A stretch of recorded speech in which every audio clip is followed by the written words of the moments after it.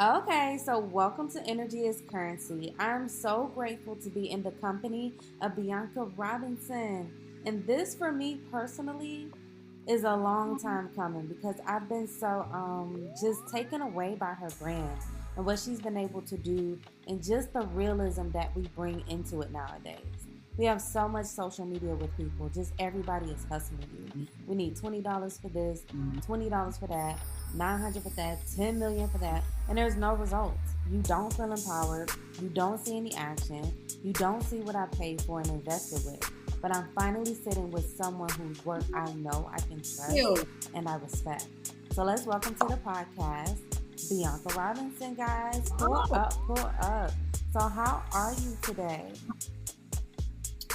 I'm right here with you, 300% present, ready to give you and your listeners all of this. Okay, I'm very much so in alignment with the energy that you have. I love the show, and just everything that you bring to the table. So I'm super proud of you too. Like starting this is a really big deal, and a lot of people want to start, they want to do, but they don't. So I'm happy for all of the girls that's trying new things and getting new things and acquiring new things and in different fields. So I'm excited for you too. Congratulations. Okay, so tell us about Kate and K Consulting. What inspired you to get started? Oh, okay. So we started this business in October of 2012. My daughter was 3 months old, and she really just introduced me to myself and just inspired me to just take the leap.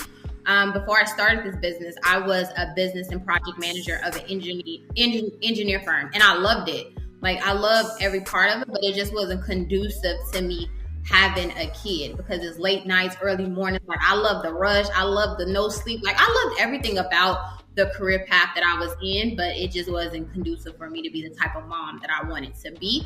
So I quit my job, and I thought it was God telling me to quit my job, but that was really my ego telling me to quit my job and do it full time. But I learned, I learned and I learned and failed and learned. And so our business has pivoted over like the past 6 years. So what we started doing in 2012 is not what we do now. This year, 12 years later, but I knew that this was the business that I always wanted to start 12 years ago. It just took a while for me to be able to get here. Let's talk about that pivot. What was that fork in the road? What did that look like for you? And what was the deciding factor or emotion? What was that thing that's like, we're moving in this direction? So I believe in starting businesses based on profit, not passion. When you start passion-based businesses, other people have to be passionate about it as well. And then when you start a business in the beginning, you believe you have all of the tools to make it succeed, but you really don't. And so it doesn't love you back the same way that you love it. And so you start to hate your passion and think that it's really not for you when you really just don't have the business maturity, business acumen, resources, things of that nature for it to take off how you want. So I believe in starting profit-based businesses and things that I'm really good at, but it ain't really something I would really like to do, but I'm good at. So it was bookkeeping was my first business. I hate it with a passion, but I'm really good at it. And 9 out of 10 businesses that you walk into, they need that. So it's a need-based business. So I learned business on bookkeeping. I learned how to upsell, how to cross sell, how to turn a no into a yes, how to do profit plans, how to strategically plan, how to ask for the sale. Like I learned all of that on that business, and I'm very clear on what I need at the level that I'm at. So I have my little checklist, and once I obtain these things, then I'm pivoting and moving to the next. So I'm really good about phasing in and phasing out because I never want to be that person 60 years old at a job that was just a summer job and I've been there for forever. And so now I'm mad and bitter because I didn't put those things in order. So I got really good from the beginning of knowing the plan, working the steps, tweaking the steps, and then like getting to the steps. So I was supposed to do that for 2 years. I ended up getting the results that I wanted in maybe 15 months. So I transitioned out of that, and then I started to do career development. I was helping people get great jobs. I'm really good at turning a fry cook at McDonald's to a sous chef at a 5-star restaurant. Good. So, I started to do that and got really good at that. And then I was like, oh, I don't really want to do this anymore because as much money as I should have charged for the resumes, it's hard to charge a person that don't have the money that's looking for a job for the tools to do their job. So it was kind of like, oh, I like it, but it's not enough money and I'm putting too much into it. But I was able to turn my career clients into part-time entrepreneurs because I believe that full-time entrepreneurship isn't for everyone, but part-time is. And so I was able to look at their skill set and say like, you've been in the hospitality industry for 15 years. Maybe you should start to coach other businesses to do this. So I was able to take their intellectual property and transition them into part-time entrepreneurs, which I used to call the employerpreneur program. Then I helped them quit their job, and then I started to consult. And then from consulting, I started to project manage. And then from project manage, now we're a full-fledged, business operation firm. So it took about 4, 5, 6 pivots, but I'm where I eventually wanted to be. I've become the company that I quit. And I knew I wanted to do this, but I just didn't have enough at the time to do it. I mean, I absolutely love that. And I'm trying to find the words because how much I love it doesn't describe how much I love it. Because I think it's just so dope. Like, I've been in business as a solopreneur for about 12 years. And the first idea that caught me that you said was, you have to pick profit over passion. And I hear so many people, they come to me and they say, girl, God laid this on me. And we prayed. And I woke up in the middle of the night and we prayed about this. And I just think I should do it. And I love that. And that's an amazing place to start. That's some great self-motivation, right? That's something that gets you activated, right? But then we need to organize what we're doing next. We need to make sense of it. Are you investing into are you investing into something that has a return? Because I've noticed, even for myself, we overinvest in a lot of fluff and we avoid focusing on where absolutely needs to happen. And then you become resentful of the fluff because the fluff was always the fluff. But you wanted the fluff to be something different.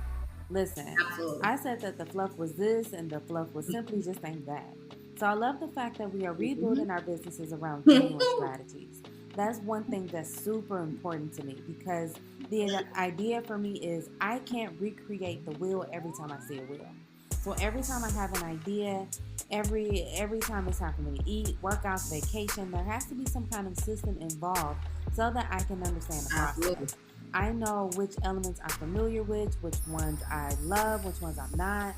I don't want to reach and just grasp for straws, but I have to stay focused and structured.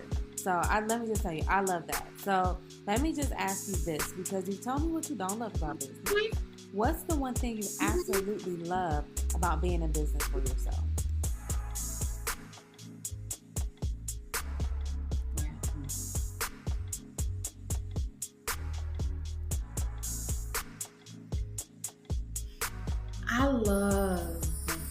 I love the aha moments that my client has when it finally clicks for them. Because I'm not a coach. I'm a strategist and a consultant. I want to give you the plan, but you're going to have to find you a business coach, accountability coach, somebody to help you with that. Because I'm the plan and the strategy, but you need somebody to hold you accountable. And when things get hard, they need to pull you up and you could do it. And that's not me. I don't have that personality. That's not what I want to do. That's not what I was built to do. I'm built to give you the plan and give you the strategy, and then you need to go to somebody else to work that in. So it's when the client, though, they don't need the hand holding. They just need the plan because they have that thing within them. So once I'm able to give them the plan and they're able to take the ball and shoot, it is the best thing ever. I have this client right now who used to turn and cry and be in hives just from actually thinking of selling something. She used to cry and get under the desk like a infant, in a storm, and used to be no, I don't want to do it. I can't do it. I'm not worthy of that. She just had a 6-figure launch.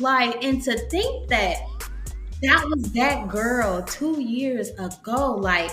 She finally did it. So it's those when they want it for them better than I do. And I think that is like the thing that I've come to realize, because I always wanted, better than them, because I could see the vision. Like, I know what we talked about on the phone. Like, I know the goals. I can see it for you. Like, it made sense when we put the plan together. So I see it, but it's the ones that actually have failed and tried, and they finally see the plan through after giving up multiple times, and they kind of get to that finish line. It's kind of the best thing for me to see. Like, I love it. So I think that's it, when my strategy and their work ethic meets, because a lot of times it don't. And I think that's why a lot of people are like me and like want to work with me, because of my work ethic and ambition. But I tell them, you don't buy that. Like, that doesn't come with the strategy that I gave you.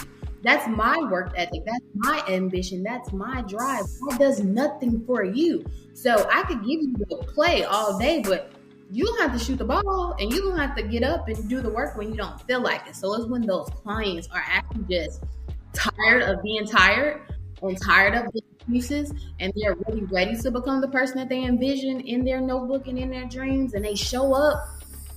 I love it. Look, chef's kiss. So my next question is this. Do you feel like there is one personality trait or characteristic or one thing that with your successful clients that they all kind of have this one thing, like what does that look like, or how does that sound? How can you describe that? It's the clients that have paid me thousands and have no results. It's like, they thought that me showing up and giving them the plan and the strategy was good enough. Like, they thought, like, I paid the money, so like, where are the results?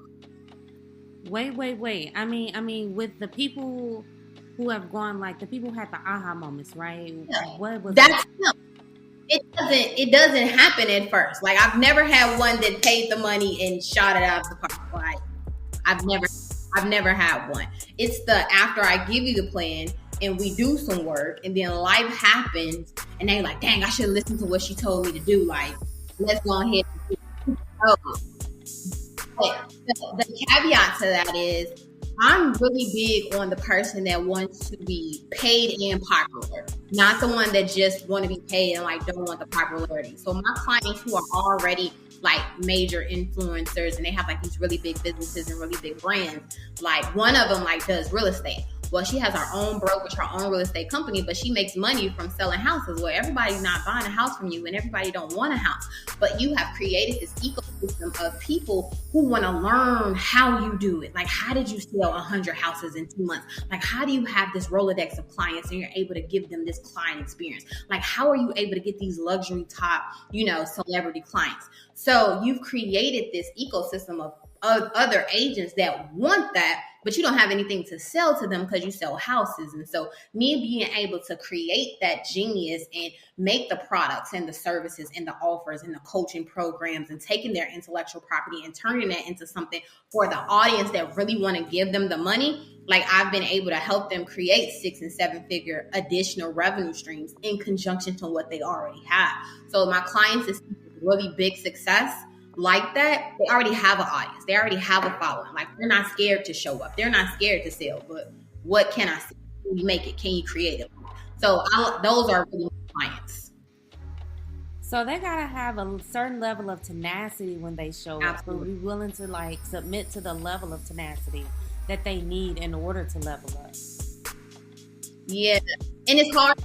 It's hard because they have their own personality, their own persona. Like, they're very busy, and so the busy client is not my client anymore. And this season of my life, I'm just chasing you down. So it's kind of like you either want it or you don't, and so that has been the thing. Like, they want it, but like, oh, I'm on a plane, and I'm on doing this, and I'm doing this, and so it's like, okay, well, let me know when you have the time, because we're all busy, but we make time. And you said that this is what you wanted, so I've got really clear about vetting. And I've been doing it for 12 years. So I know when it look like a duck and it quack like a duck, it's a quack, quack. I should bow out. So I've got really good, with that, and knowing who my ideal client is and who my target market is, and knowing how to handle them accordingly. I love that. So how do you balance over the 12 years Like with a family, how do you balance all of your priorities? Because entrepreneurship is its own family, within itself. Home life is its own family, and then you gotta have you. How do you balance? What does balance look like? So I think that's the thing. Like, I don't balance because there's no such thing as balance. I believe, some days, I know people be like, I'm a mom and I'm a wife, but I'm not a mom and wife first on certain days. Like Tuesday and Thursday are my busiest days. So, and that's how we live this life. So I'm not a mother first. Your dad is your first parent. So he could be the parent first, but I'm a business owner first those days. And so my schedule comes first, and what I need to do to be able to take care of my family, that comes first. So those days I might be an okay mother. And I have an excellent parent at home, an excellent grandparent, and a mother, for them to step up. And then on Mondays and Wednesdays, I'm a mother first, and so I've got really good with understanding my schedule and not merging the two. Tuesday and Thursday on my work days, Monday, Wednesday, and Friday, I could be lax. Tuesday and Thursday is no shifting, it's no movement. If an emergency comes, you got to call your emergency contact, who is your daddy, your grandma, or somebody else to support you, because this is the schedule. And so me being okay with that, not giving the politically correct social media answer like, oh, I'm a mother first. I don't have that. That's not the case. And that's not how real business at the level that I do it, is done. So I've just got really clear on, some days I'm going to make you a 5-star meal. Some days Chick-fil-A going to make you the meal, but did you eat?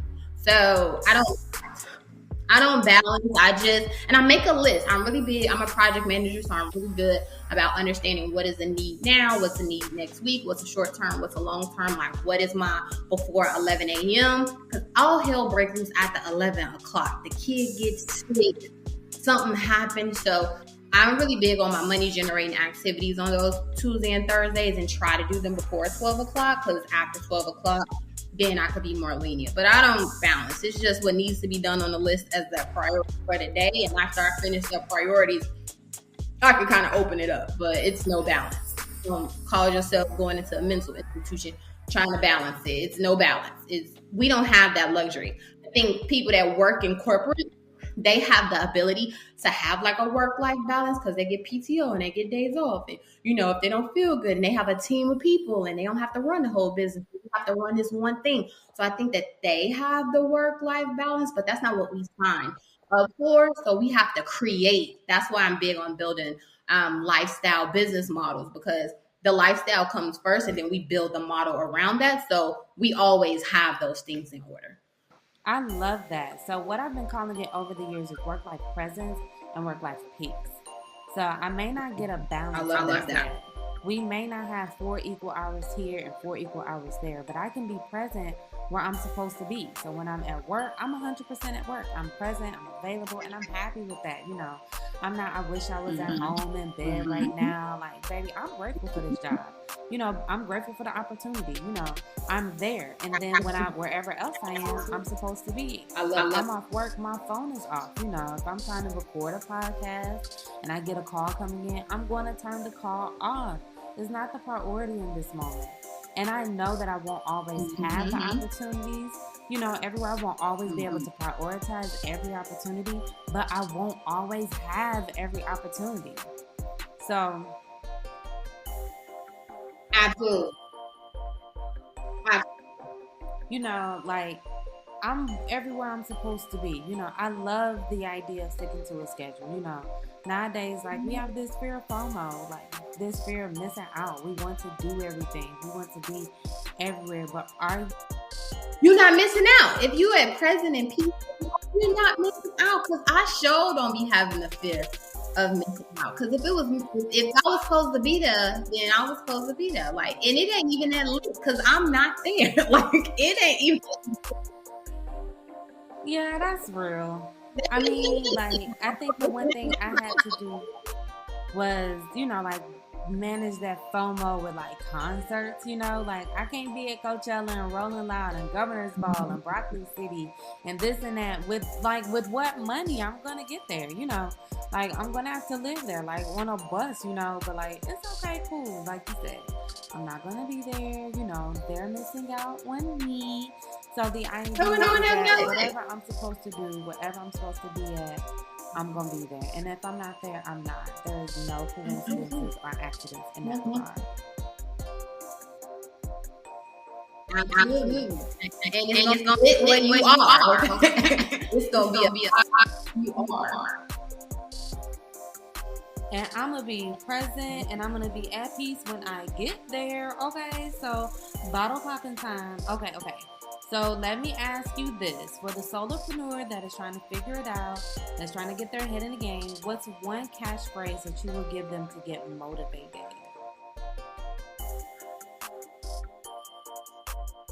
So I always say all the time is to focus on your focus. And so like you said, like what is present.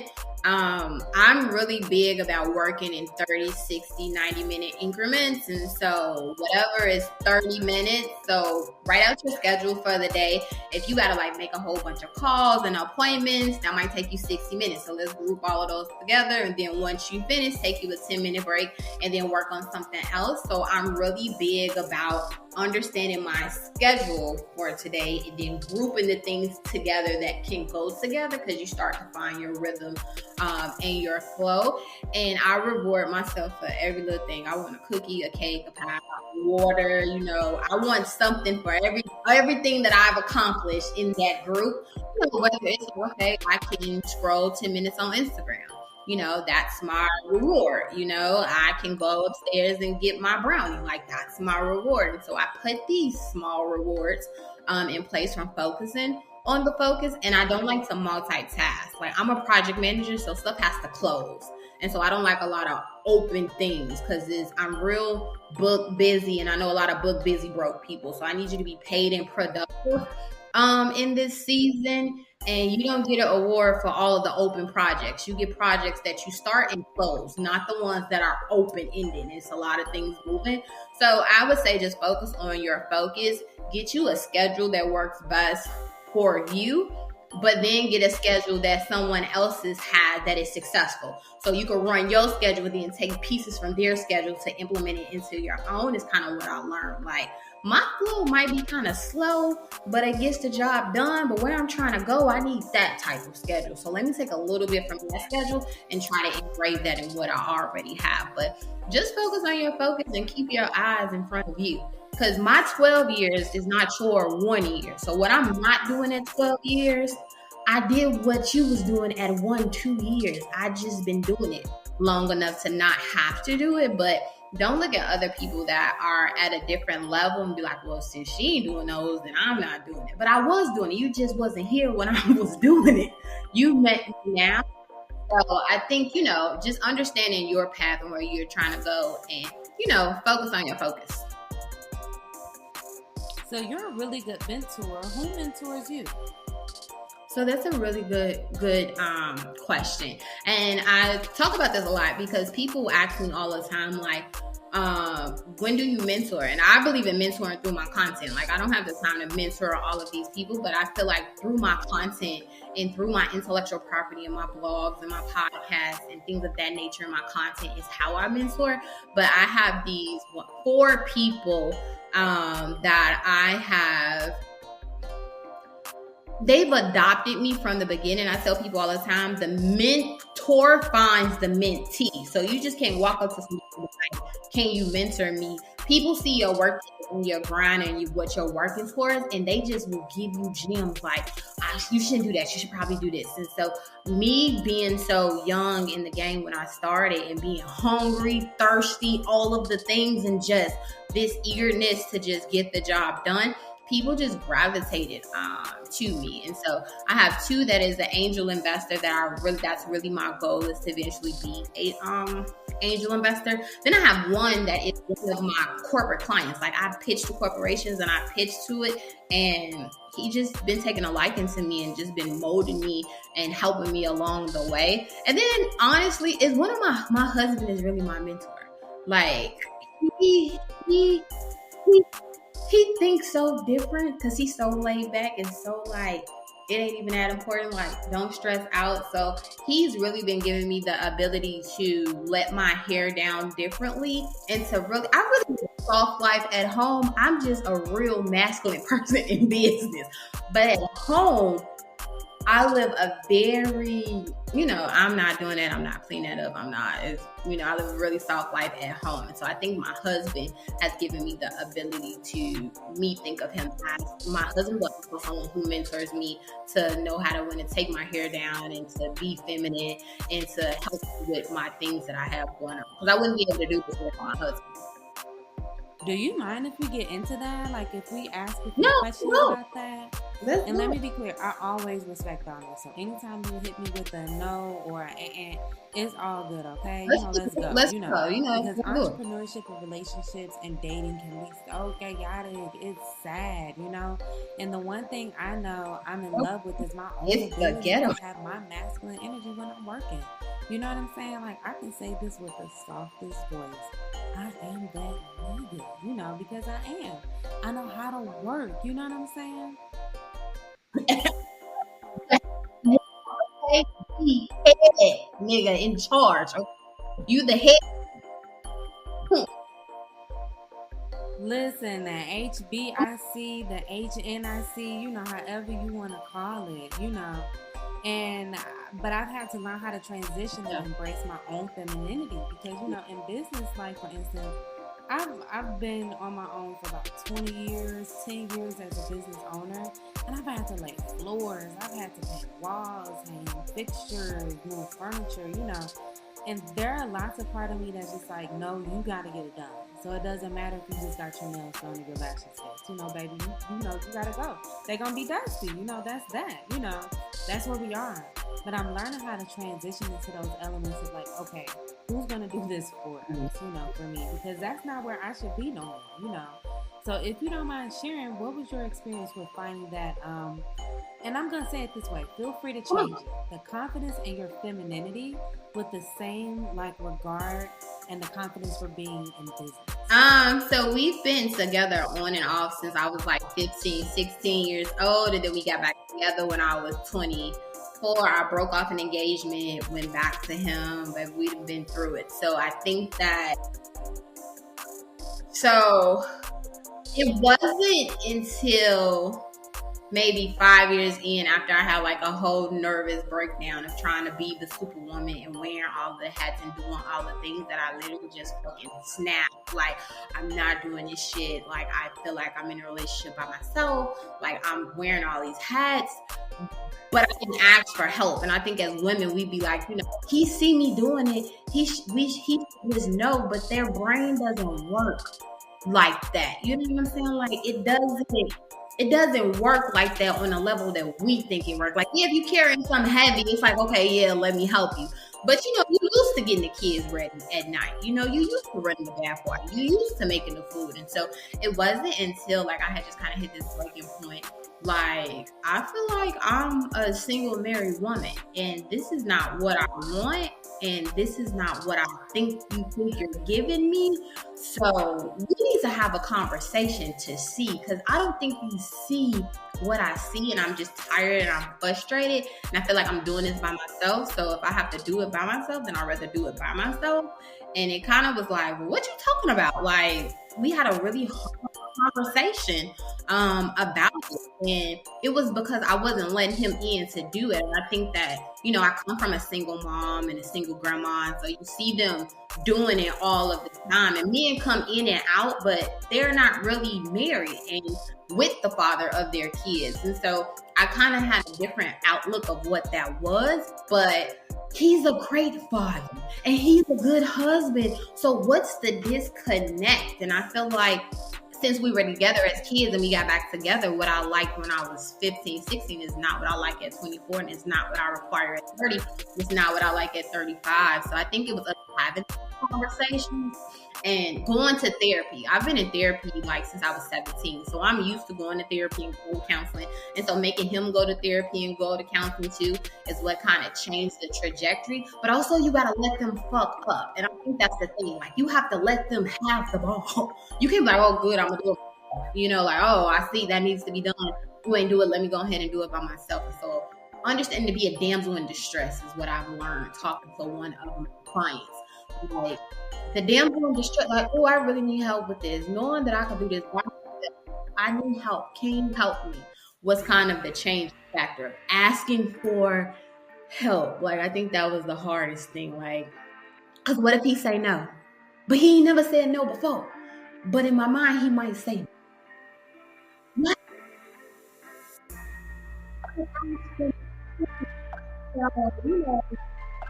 I ask now. I know I keep saying I love that because what I'm hearing is y'all have to shift your communication and to shift your vulnerability. Yeah, that's hard. That's hard. That's hard. Because it's okay to live a wall. Yeah, that's not what real niggas do. I mean, there's literally one part of your world where sharing all of your personal experiences and needing help is counterproductive and it undermines, you know? And when you show up to serve as a client, you know, again, I'm a hairstylist. When I show up to work with the client, they don't care if my feet are broke or if my cycle is on. They don't care about nothing. You know, they care about what they receive from this transaction. But I think relationships don't have that one-sided transaction dynamic where you got to get something out of this to let them say how much I love, you know, to let them say, you know, like I love Denzel Washington. And he said, I'm leaving with something. I'm from around the way. I'm leaving with something. I'm leaving with something. You know, I've been wanting to say this. This is wrong.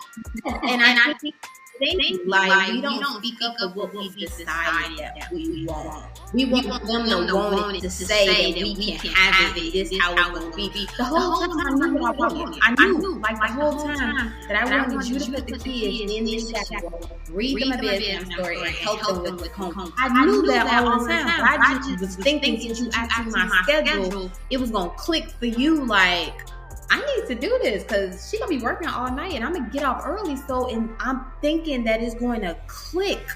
Like, let me help out. But it's like, oh no, you did it before. Said nothing. I just pick it up. So I love the fact that we're asking questions, but like, about like who the person is. I hear you bringing it up like, what if he can do this? What if he does this? What if? How do we quell that specific area at the whole inner dialogue before we have the outer dialogue? Yeah, because if you don't say it how I need you to say it, because I've already thought it already, I'm gonna be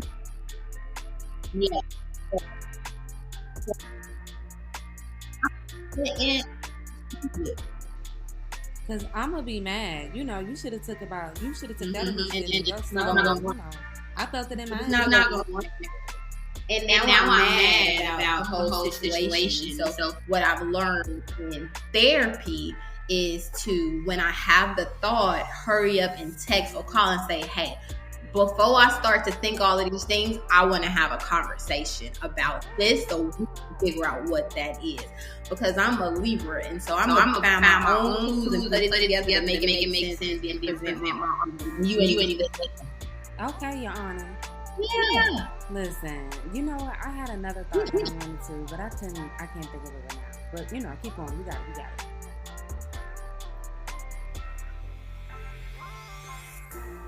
Well, but how long? Like you like I don't know. And I think a lot of the girls too that I've talked to, we have this idea of what the man is based on social media characteristics and checklist of what he needs and what he needs to act. And I think that we bring that into our relationship because we just see the girl come in, pull her out to back, but then and it's like. Exactly. And that's not his money. You know what I'm saying? But it's just acting like the whole picture of it. And so I want to just have rules for my marriage. What works for me and my mind, I know for you, yours, and I'm okay.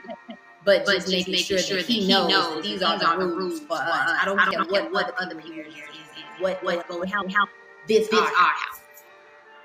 Okay, so can I have two rules? What are the rules? Because I got rules.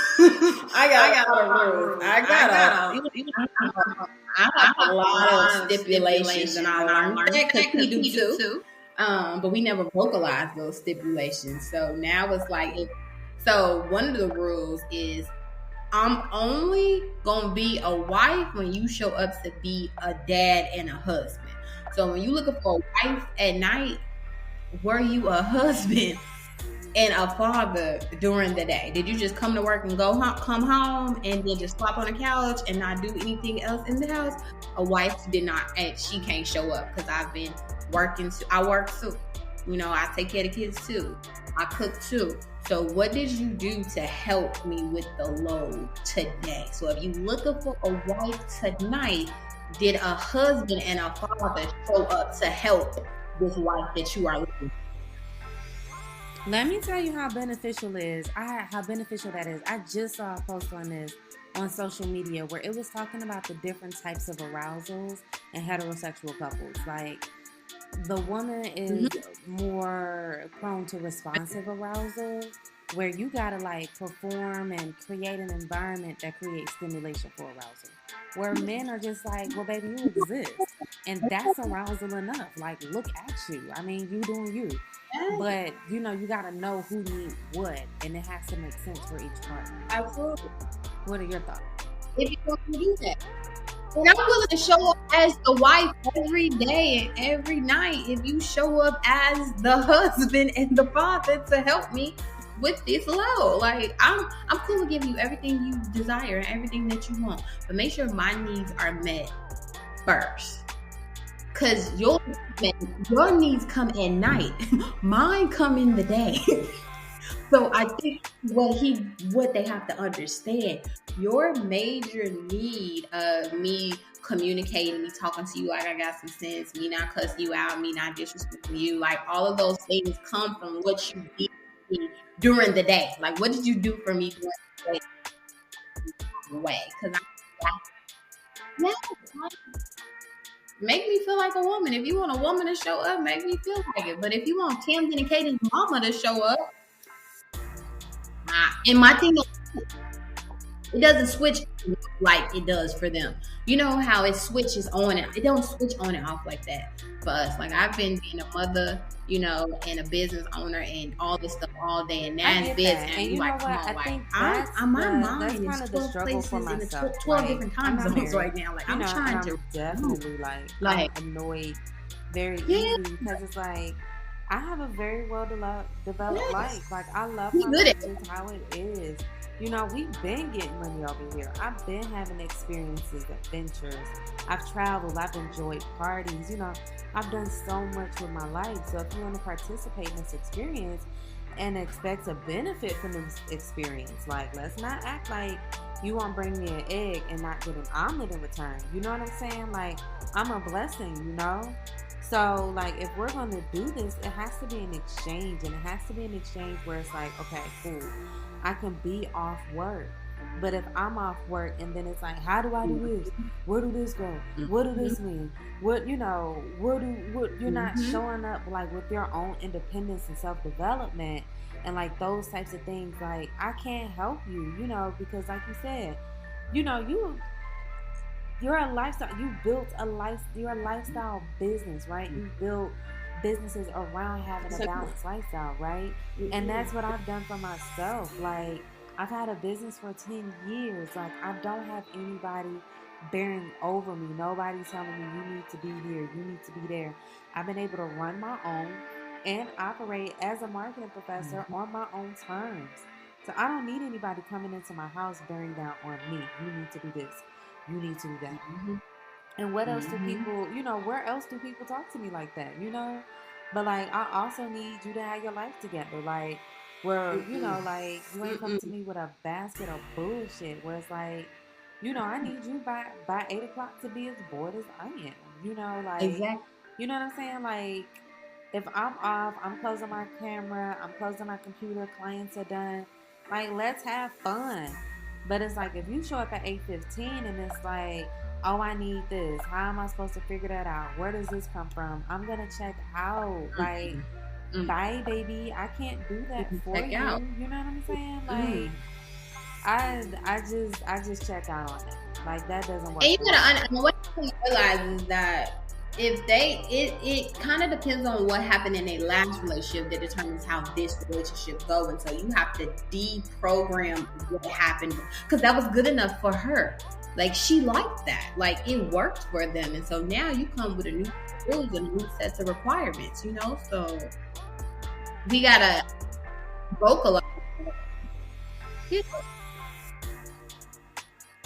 See, the problem is that you don't know if the person before them was a better partner or not, you know. Because let's be clear, you might be fighting the ex, you know, like the ex of all exes, you know what I mean? Like, you know, it's just like, what's the movie, the Scott Pilgrim movie with the 12 evil exes, you know? You could be fighting ex number 1 or ex number 9, think you know, you got it all figured out. You know how to show up in this situation. But, you know, that may not be the case, you know? But I respect the idea of that there definitely needs to be a fair amount of free programming. Like, you got it. But again, for me, it goes back to being present and peaceful. I can't bring all my emotional foolishness from my last situation. And I can't come in thinking about somebody else. You know, like, Absolutely. I gotta be present, you know. So let me ask you this. Like, what books or television shows or movies or entertainment, what has you inspired about your business in this moment? You know? What's your thoughts? So that's a good question because this year I decided that I was going to do some hobbies because I've turned a business. And so I want to be a girl of, you know, hobbies. And so, I'm like, you know, I joined a swim club, so I do swimming. I joined a run club, so I run. I do Pilates, like I'm a Pilates princess, so I do that. Too. Spanish was my major in college for undergrad, and so I could speak it, but not.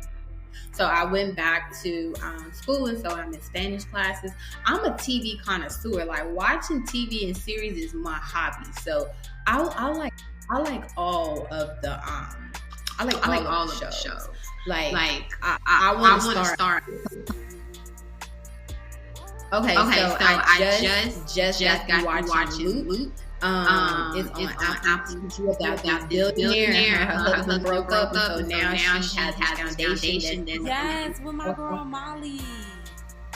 Yes. Okay. I love her name in real life. Cause she is Millie Rickles in some ain't she? Yeah, I gotta look it up. Yeah. I don't know, but it don't matter. I love her. Yeah. What is it, Mildred? It's all good. I love her. She's one of my favorite people. So I love her. I like Anne Hathaway too. Like, she's one of my favorite actresses too. So I like her. Yeah, I love her too.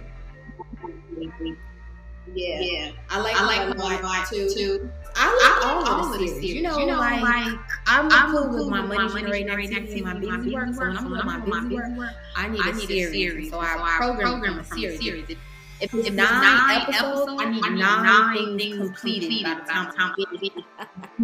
I love that. Yeah, she's 9 things completed for each one series. So I'm a series girl. See, I cannot do anything with the television on. I'm a music girl now. I can play music for like 96 hours straight. You know, like my Pandora account for music is like primo, you know, because I can't, you know, I always have to just listen to something, you know, and like it can't be something that I need to look at. Like when I watch TV, I want to know how the mouse moves. I want to see all so like as a kid, I worked in production for like plays and movies and stuff like that. So I like to watch all of the other clues that are teaching you about the show outside of the script. Because like a script is script. But even everything that they say in the script means something. But if the camera pans and you see like a menu or keys or textures. Like I love Bridgerton right now because the hairstyles and the shades and the dresses are classical, but they use such modern prints and colors to pull it off. And it's like, that's what I love about watching TV. Like I just convince myself to watch horror movies because I'm like, okay, it's pig blood in a bag. You know, they have to shoot this 5 or 6 times. It's retractable. Like I have to look at all the elements around it in order to watch it. You know, because like, you know, I'm not a light person. You know, you can't ask me about the weather because we got to talk about the 4 planets. We got to talk about geography, rotation.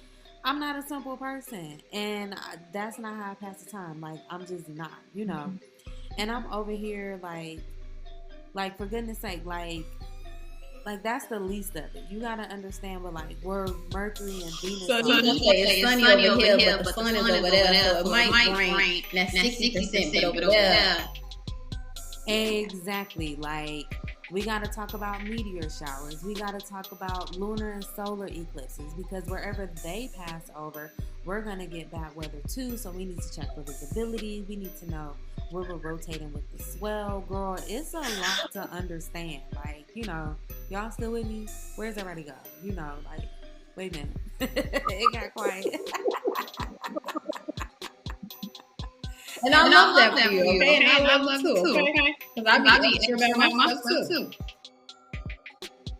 So when I'm watching TV, I take that same energy, like, but I even do that with music. Like I grew up playing instruments, singing, playing the piano, all of that and more. Like I'm as business minded as I am creative.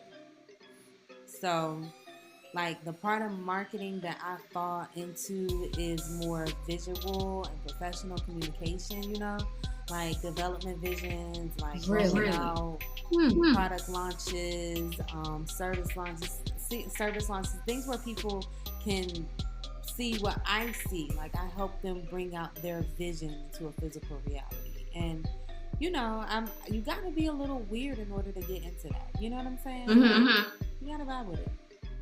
Speak. I love that. I love that. No, I like it, baby. I'm me too. I feel like I'm weird, and it's a certain type of weird, but it's a cool weird. It's not like a creepy weird. It's like a weird different type. You know, it's intense. You know, it's intelligence. You know, it's otherworldly. Like I'm not superficial. You're not gonna get a shallow conversation out of me ever. We gonna get deep. We get deep, you know, for sure. Like, why would I waste your time? I love that. You know, I love that. Like, I wish this conversation could go on forever. Like, you have been amazing company. But you know, the listeners got to get to work. What is one thing that you would leave with us and, you know, and them to listen to? I just want to let you know that this is winning season. I feel like, and this is the year of like exponential growth. So all of the things that you kind of cut off, or you didn't give it enough time and attention, or you feel like it was your vibe, I want you to pick those things back up because everything that you touched this year has the ability 10 times what you thought it would be. So I want you to take the incomplete projects and the missing pieces. I want you to take them back out and try to work them in a different way because I know that this year, you know, you're worthy, you deserve the success that you desire and your birthright to be successful. So we gotta pick those things up so God can have something to bless. So I want you to take that and do with it and make it great. You know, operating excellence, not perfection. Oh my goodness, that was the name of the sermon. So I love that, and I received that, and I know the people listening, they'll absolutely like receive that. You know, like it was so dope.